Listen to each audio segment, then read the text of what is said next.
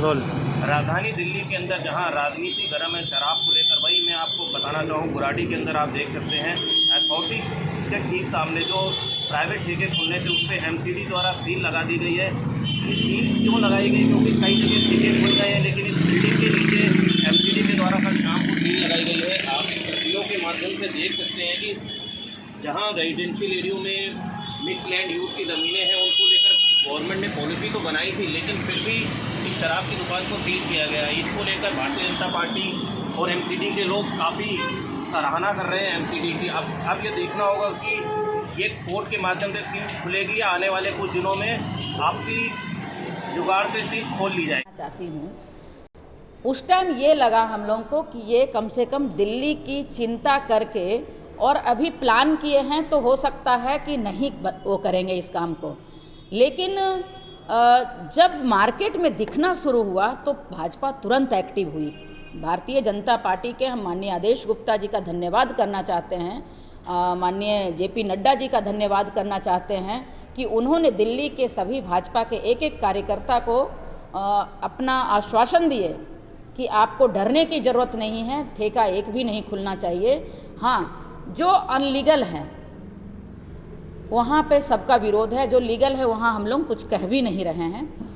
तो उस टाइम अगर हम सबको रियल में लगता कि सच्चाई में इतना ठेका खुलेगा तो हम सब उसी टाइम एक्शन लेते।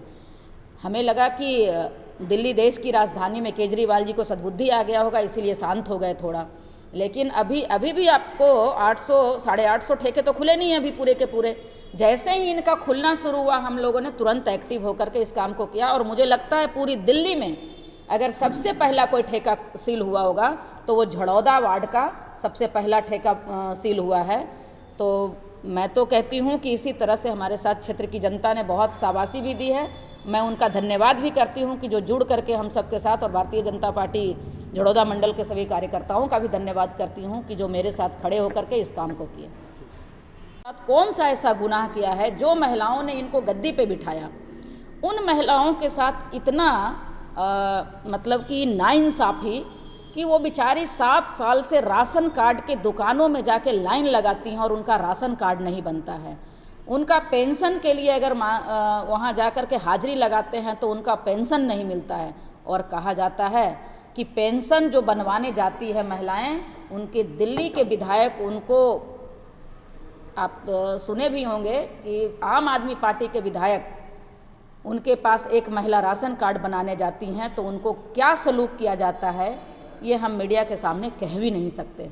मैडम अगर बात करें, देखिए जी, ये जो अचानक से एकदम शराब के ठेके की बात आई, कुछ अच्छा चीज़ करते, बच्चों के लिए स्कूल खोलते, हॉस्पिटल खोलते, जो कि सभी राज्य से लोग आते हैं यहाँ अपना ट्रीटमेंट करवाने के लिए, उनको सुविधा मिलती, बच्चों के लिए स्कूल खुलता तो अच्छा एजुकेशन मिलता। जबकि आज भी कहते हैं लोग कि जिसके पास एजुकेशन है और जिसका हेल्थ अच्छा है वो जीवन में कुछ भी कर सकता है। उन सब चीज़ को छोड़ करके जो दारू का ये काम शुरू किए, ये सोचे कि बहुत सारा रेवेन्यू इकट्ठा करके हम पंजाब के चुनाव में बहुत सारा पैसा इन्होंने एडवर्टीजमेंट में खर्च किया, जो कि नहीं होना चाहिए था। और ये क्षेत्र की जनता सभी जानती है, पूरी दिल्ली की जनता इस बार जागरूक है और इसका इनको परिणाम 2022 के चुनाव में भी मिलेगा और अगले विधानसभा में भी मिलेगा।